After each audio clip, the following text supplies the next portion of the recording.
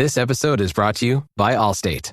Some people just know they could save hundreds on car insurance by checking Allstate first. Like you know to check the date of the big game first before you accidentally buy tickets on your 20th wedding anniversary and have to spend the next 20 years of your marriage making up for it. Yeah, checking first is smart. So check Allstate first for a quote that could save you hundreds. You're in good hands with Allstate. Savings vary. Terms apply. Allstate Fire and Casualty Insurance Company and Affiliates. Northbrook, Illinois. Subtle results, still you, but with fewer lines. Botox Cosmetic, out of botulinum toxin A, is a prescription medicine used to temporarily make moderate to severe frown lines, crow's feet, and forehead lines look better in adults. Effects of Botox Cosmetic may spread hours to weeks after injection, causing serious symptoms. Alert your doctor right away as difficulty swallowing, speaking, breathing, eye problems, or muscle weakness may be a sign of a life-threatening condition. Patients with these conditions before injection are at highest risk. Don't receive Botox Cosmetic if you have a skin infection. Side effects may include allergic reactions, injection site pain, headache, eyebrow and eyelid drooping, and eyelid swelling. Allergic reactions can include rash, welts, asthma symptoms, and dizziness. Tell your doctor about medical history, muscle or nerve conditions including ALS or Lou Gehrig's disease, myasthenia gravis, or Lambert-Eaton syndrome, and medications, including botulinum toxins, as these may increase the risk of serious side effects. For full safety information, visit BotoxCosmetic.com or call 877-351-0300. See for yourself at BotoxCosmetic.com.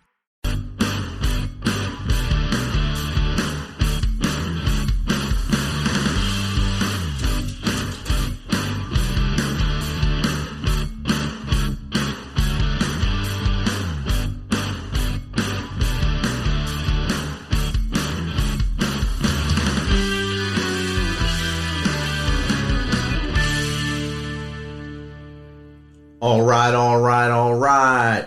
Welcome back. It's Fit Nation. All right. Welcome back to the Misfit Nation. Be sure to subscribe to our show on your favorite podcast apps. And of course, subscribe to our YouTube channel, _Misfit Nation.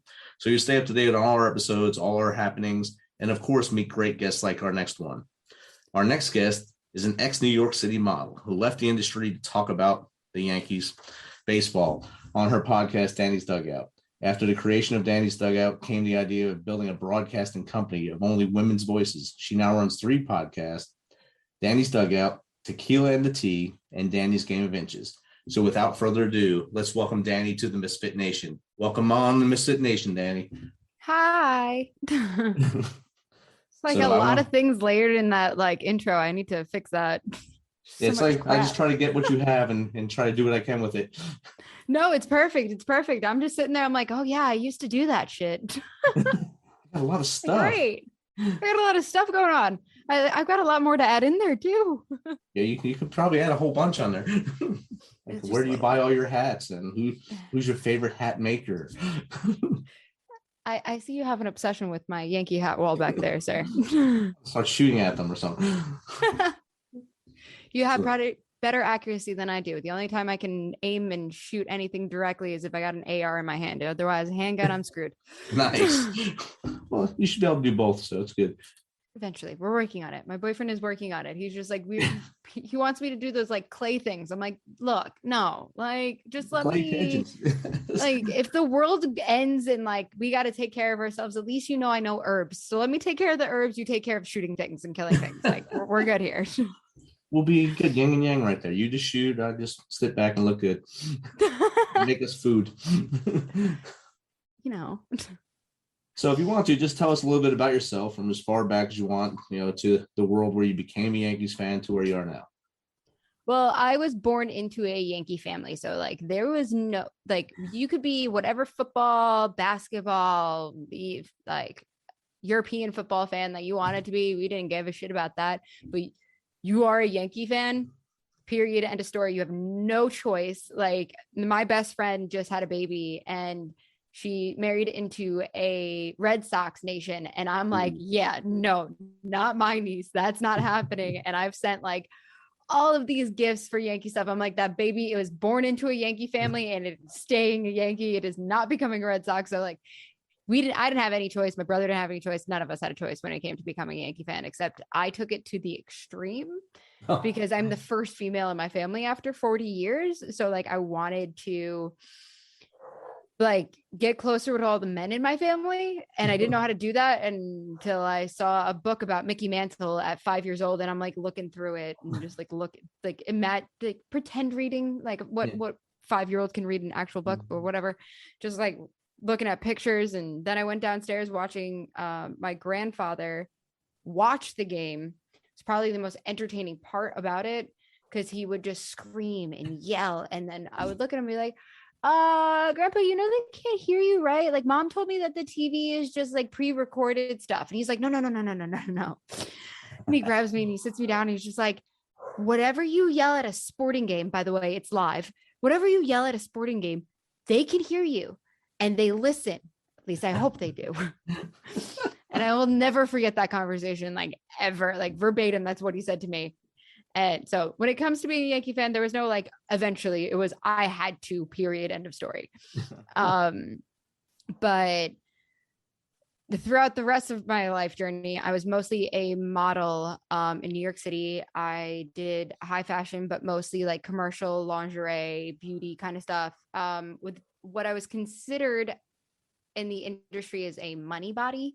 And that is commercial girl. Like I am the one that you see everywhere because I have the big eyes, so I can do all the makeup campaigns. And then I have a large chest. Thank you, Grandma. So that apparently puts me in a money body category. And like I can make the industry a lot of money. Problem was, I also had a voice that I loved to use, and they don't like women with voices, and they don't like women telling them no. So I got into a lot of trouble in the industry in a sense of like, they would want me to do something and I told them to go fuck themselves. Like I wasn't doing that. And sorry, can I curse? You already did. Yeah, but I meant like, you might have to bleep that out, but either way. Okay. It's okay. Sorry. It's all right. So I would just tell them, go scratch. I'm not doing this. And it kind of dampened my career. And then I also realized like all of the negative attributes within it, like the human trafficking in it is absolutely real. The Jeffrey Epstein thing where Maxwell was giving up Victoria's Secret models was a real thing. Like I know that people are now coming to see it, but like I've seen this prior to the world seeing it. And I was like, I don't want to do this anymore. Like I loved the creativity of modeling, but the telling you that you're too fat and you're literally 120 pounds and like you might have like this inkling of whatever, but the camera adds 10 pounds. So you have to remember that. And then like your hair is not the right color, so you have to go dye, and pretty much like nitpicking every little thing about you and telling you that you are not perfect. You are actually a piece of shit. And like, you have to do whatever. I'm like, it gets and eats at you, especially since I was like 17 years old when I got into the industry. And there's a bunch of girls that get into it when they're like 10, 12.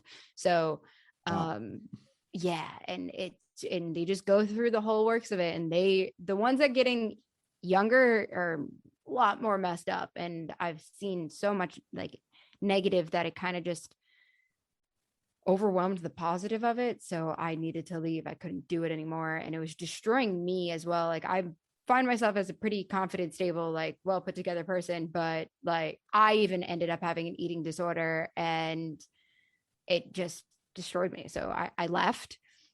I didn't know what the hell I was going to do next. I was like, oh my God, I'm bartending. And God, do I love bartending? Because it's made me, it's like introduced me to so many people, but I hate bartending.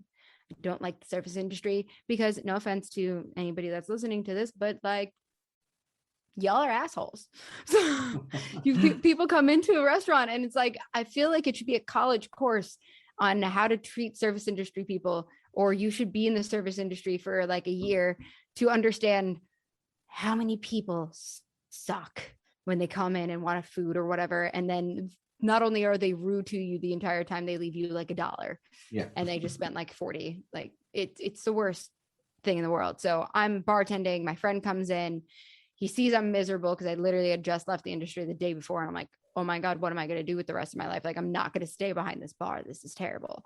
And he's like, why don't we go to a Yankee game? Like, my friend is pitching, like, we can go. He's got me tickets already. Like, let's just go and have fun. And the first thing, all you have to do is say Yankee game. And I'm already like smiles on my face. I'm ready to go. I'm like, okay. Like, I can clear my head a little bit at a game. I can just yell at some players and we'll be good. So we go to the game and I'm screaming and yelling and I'm upsetting the people around me because they're Blue Jays fans. And actually the pitcher for the Blue Jays, his mother was sitting behind me and his father was sitting behind me.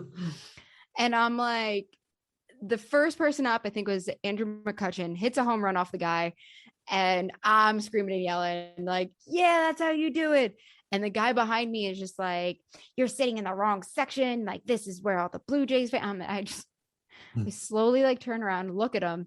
And then I slowly go back forward. And my friend's like, Dani, please don't. And I'm like, sitting in the wrong section, you're in the wrong damn stadium. Like, are you kidding me right now? Like, you're going to come at me. And like, I said it under my breath and my friend's like, thank God. Because he didn't want to like get involved in anything because I can't keep my mouth shut. I can't. So I decided to leave that area, go to my friend's area because he's a bartender at the stadium, hung out with him, drank probably like half a bottle of tequila, had a great time watching the game. My friend's just looking at me like, this is what you have to do. I'm like, what, drink tequila and watch baseball? He's like, all right. Well, yes, but no, like, talk about baseball. Like, why don't you start a podcast talking about Yankees baseball? He's like, I don't think there's any woman out there that's doing that. And at the time there wasn't. There's a bunch now.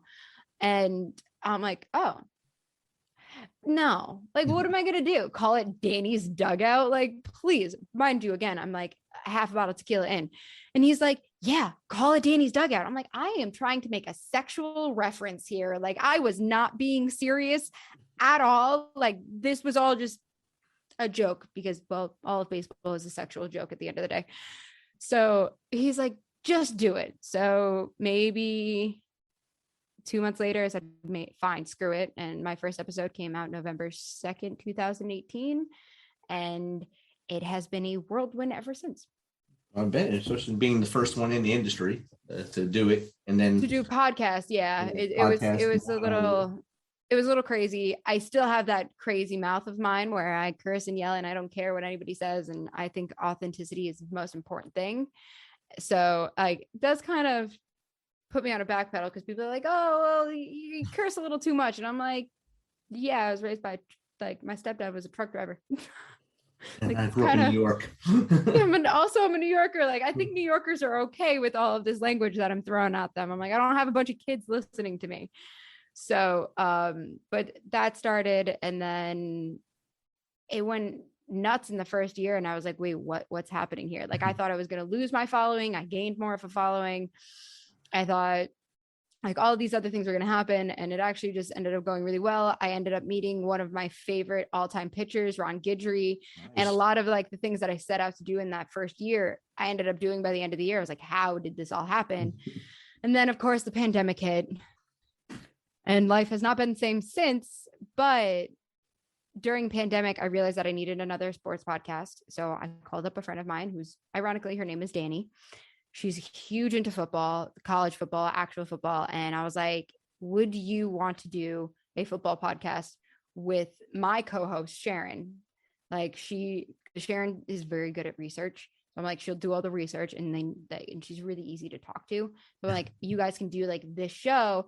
I'll manhandle the whole thing. I'll take care of everything else after that. Would you be interested? She took that on. And then all sports ceased for a minute. And I'm like, what am I gonna do? Like I've only been doing this for a year. I don't know what I'm doing. Like, how am I gonna go from here? So then the creation of Tequila and the Tea became a thing because I was like, well, I can just talk to whoever I want, can't I? Like, I can just go and have authentic conversations with whatever I want. And I tried to add like this Joe Rogan meets Call Her Daddy vibe to that. So, and that's where we're at now. Tequila and tea. Do you drink tequila during the show or just? Sometimes not really. Some of my interviews are happening at like 11 o'clock in the morning. And I feel like having tequila is just not the greatest idea. But the ultimate goal with that is because I've created a whole studio. So I have like 2 chairs on the right of me right now. And like I can actually have a guest come and sit here with me and talk with me. And like the whole goal is to like do you want tequila or tea? And then we'll drink whatever we want during it. But the whole premise is like, you're drinking tequila while you're spilling the tea, which is like spilling all the gossip and stuff like that. Nice. And we had a job when I got out of the military where you had to have tea time in the afternoon. That's what you did. Just didn't talk about work. You just released. There's tea time in the military? No, this is out of the military. Oh, okay. I was like, hold on a second. This is my first grown-up job. Oh, okay. And they had tea time every afternoon. I didn't understand what it meant. So during tea time, I'd go, there's a little brewery next door to our job. I get beer and I drink for tea time. I mean, I think that's soothing just as much as, I think it's fair. Screw the chamomile tea. I'll take the nice craft beer over there, please. Yeah, thank you. Thanks for making it right next door. Exactly. I think that's great. It's great. So besides the Yankees, you said you like football. What New York football team do you like? So ironically, I'm a quarterback follower, and I will admit it till I'm blue in the face completely. I wasn't really into football all that much growing up. I was huge on baseball. Always. Baseball kind of just spoke to me more. There was more happening. I believe like a lot of people are saying that it's like this slow, boring sport, but there's so many intricate details with it that my ADHD just like focuses on all those intricate things because at one time happening. So it's great. Whereas football is just like, like, okay. Basketball is the worst. I can't fucking do basketball. I'm just staring at it like it's like tennis. Like my head just doesn't work that well. But when it comes to football, I was watching, I think it was the Steelers versus Arizona. I think I want to say it was Steelers won. All I know is that. And I said, whoever wins this, I'll become a fan of them. Steelers won. I became a Steelers fan. And I will die on that. I am a Steelers fan. You don't change your team, but I am also a quarterback follower. I love Peyton Manning. I have loved him forever. I think he's just a genius when it comes to even the game, and that his offsides coordinator, or whatever the fuck their name is, my brain is melting. I don't think they even did their job. I think Peyton just took care of the whole thing. And when he retired, I was like, shit, what do I do? Like, I don't have a quarterback anymore, and Tom Brady can kiss my ass. I don't care how good he is. Screw Brady, screw anything that has to do with Boston. I'm a New Yorker. It's like what's embedded in you as a child. So Mahomes came about, and I'm like, who the hell is this kid? And I followed Mahomes for a little while, but now you've got all these other guys like Josh Allen and who's the guy that just won for the Bengals? Joey Burrow. Yeah, I'm like, who are all these guys? So now I'm just like enjoying watching all of them because I'm like, who's this guy? Oh, we have new people. Like, this is great. It's not like Roethlisberger and this guy, all the same people all the time. Like, it's nice seeing football finally have that change, and like, hopefully Brady does retire. I hope it's real. I mean, I didn't say it out loud. Yeah, I did. It just needs to. Your era has ended. Okay, you've got 7. You're good. Get out. You got 7. You lost 3 to the NFC East. We're good. We got you. Yeah, hey, he's lost to Eli twice. Eli twice, and then the Eagles he lost to. So that one had to hurt worse. At least the Giants are a real team. So. But I digress. I take it that you're a fan. I'm a Giants fan, yes. Makes Since sense. birth. But my grandfather's a Jets fan, so he's like really happy that he didn't put that on any of his kids. He's like, I'm really happy that I just made you guys Yankees fans and not Jets fans, because we live a miserable life. There's only so much anger you can hold at one time. Yeah, seriously. So when you were in the modeling industry and got to see all the evil of it, did you ever think about putting that into a podcast now too? How to talk about that stigma that gets put on the modeling world, and of course the trafficking side as well? It's something that has I've been intrigued about, and it's been an idea, but I feel like I can incorporate that in Tequila and the Tea, and I can have models on, survivors on, right, things of that nature, let them have a voice. Today I recorded a podcast with a bulimia survivor, and as a bulimia survivor myself, I think it's just something that I'm going to be able to incorporate within Tequila and the Tea instead of having to create a whole separate entity from it. Right. like you're watching like Joe Rogan and all these top podcasts, whatever, they have multiple different people on talking about different subjects. And I think that giving that podcast its broad spectrum and allowing it to just do whatever it needs to do and be the voice for whatever it needs to be the voice of will help bring that to light as well. I don't think I'll ever talk about the trafficking factor of it because I was never a victim. And I could definitely have a victim on. It's just something that's so difficult and still raw for most of those girls to talk about. I've met a few. I met even the pilot on Epstein's plane. Really? So Wow. one the chick that they were looking for a really long, I don't know if they ever found her, but we were in there's this thing called the South Awards in New York. Happens every year. All of the dictators and the shittiest leaders of the world come together and they give each other awards for being great humans. And I went to it. I didn't know what it was. I was a kid. Like my manager told me I had to go. So I went. And I'm so happy that at that point in time in my career, I didn't go anywhere without my father. Because we both knew what the industry was. We were just hoping that I could keep myself out of it because I loved it so much. And I still do love it. Again, the creativity, the fun that you have on a photo shoot, the travel, everything that comes along with it that isn't negative is so appealing to it. But I'm so happy I had my dad come with me because I would have gotten on that plane. Yeah. I was invited and I said, hold on, let me ask my dad. 17-year-old kid, like, hold on, let me go find my dad. And my dad's like, no, what are you nuts? And I'm like, that is the kind of, now that you say it does sound really stupid. And then when I went back, like after taking this photo with her, everything, and I went back to go find her, she was gone. Oh, like, wow. So it all kind of like, as like the Me Too movement hit and the Epstein stuff kind of kept coming out and further investigation happened and you would see it. And I was like, oh shit. Like I could have been one of those girls, but I'm so happy I wasn't. Yeah, I'm like so happy I wasn't. So happy I'm from New York and I didn't live in Palm Beach, Florida. Like, thank God. Yeah. So it's there's negatives to everything, but I don't know if I would go as far as bringing certain things onto the show, but I definitely don't leave them off the table. Okay.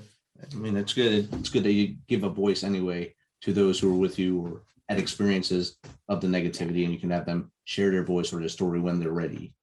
Exactly. That's the biggest part, when they're ready. You don't want to open the wound again when they're not ready. Biggest part of that is not opening the wound again and making sure that everybody's comfortable within that storyline to tell it, because I couldn't imagine having to give that story. Right. Like, God bless all of them. And then having to think in your mind, did I just open that up and make it worse?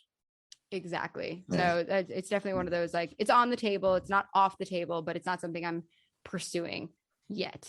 Right. I mean, that's the best way to do it. And if it does fall into your lap and someone wants to talk about it, bring it out and put the lights on and say, look, let's get this story out and let's get someone done, get them taken care of.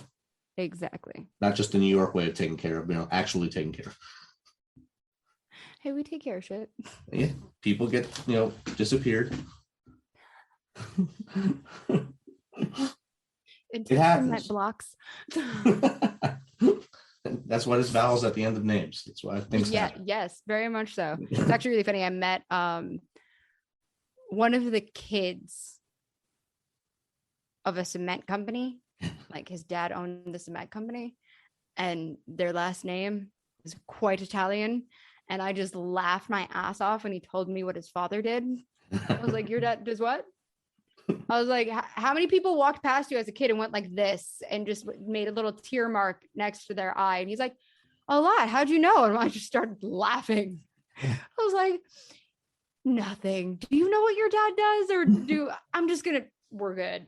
We're good. Just pour cement. He pours concrete. That's what he does. Pour cement over bodies. It's fine. It's fine. So I think what you're doing is giving a voice to women as well, a strong voice, especially from your background and strength, and the women's voice getting on a podcast, showing that, and you wanted to start all women's broadcasting. Mm-hmm. What tips would you give a younger a younger you, as they were coming up, say, I want to be a podcaster, what was the tips you'd give? Come hang out with me. That's the only tip I'm going to give. That's the only tip you give?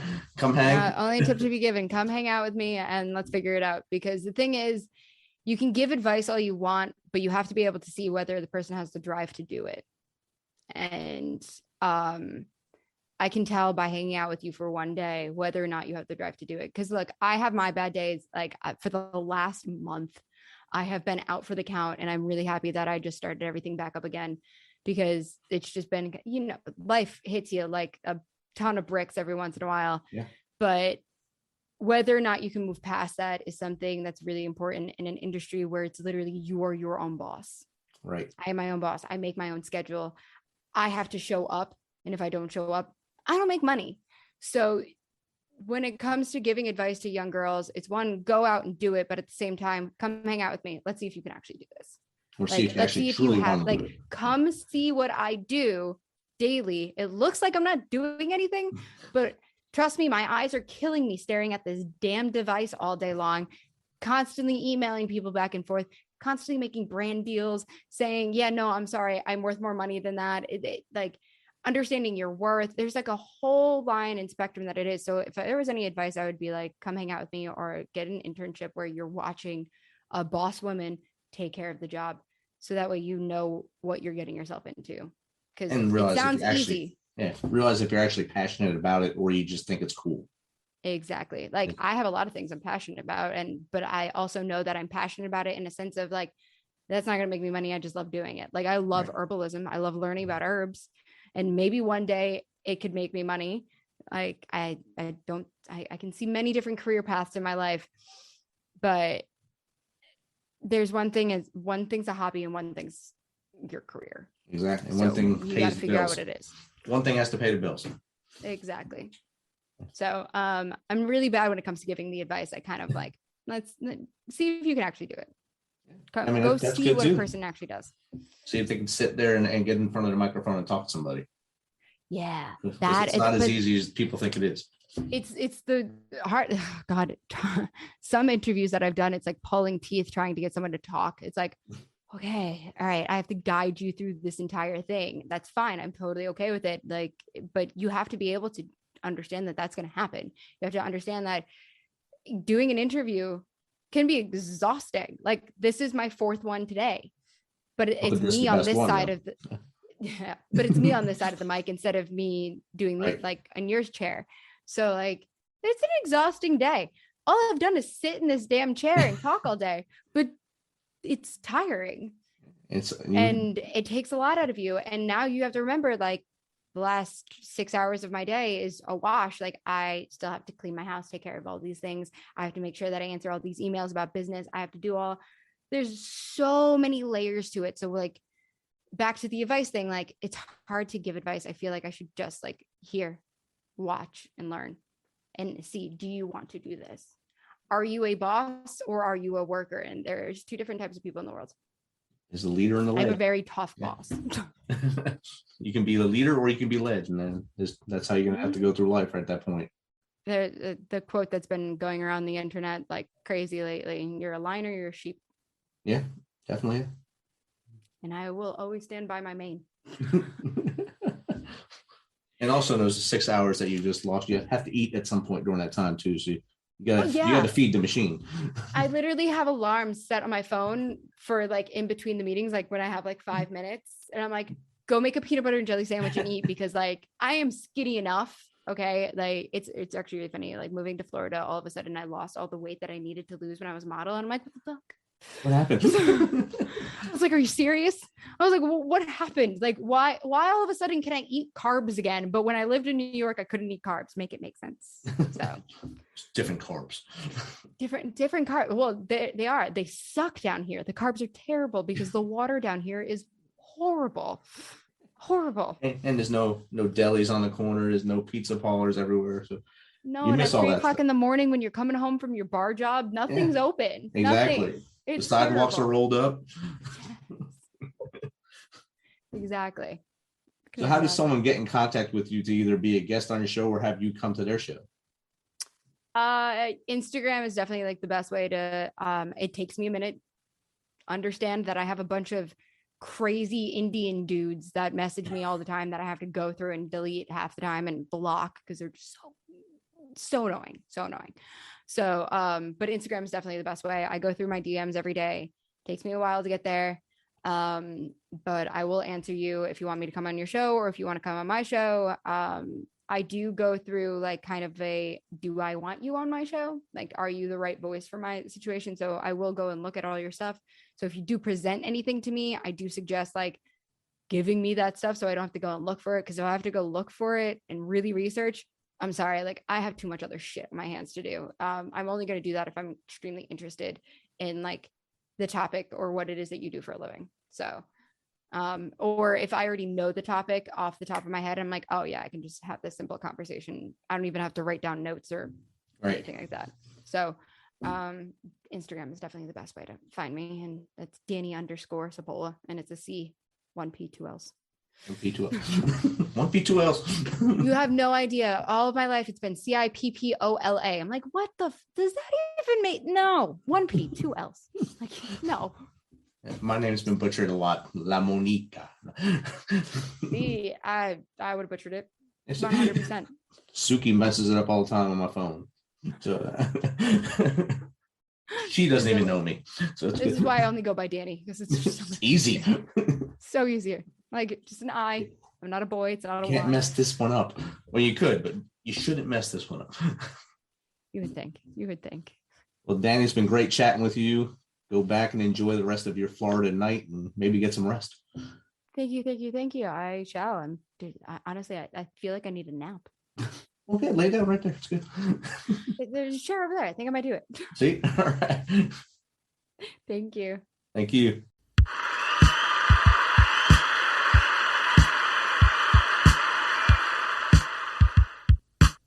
You know how we do this. Thanks for taking some of your time to spend with us on Misfit Nation. Be sure to hit that subscribe button and share the link as much as possible. If you want to, please become a supporter to help us carry this thing on. We appreciate you. If you know someone that brings that energy, has a great story, is an up-and-comer in the industry of music, in the arts, have them reach out to us on themisfitnation.com. We will get back to them within one day and get them on here so they can share their story with the world. As always, till next time, be humble, stay hungry, and keep hustling, because we are Fit Nation.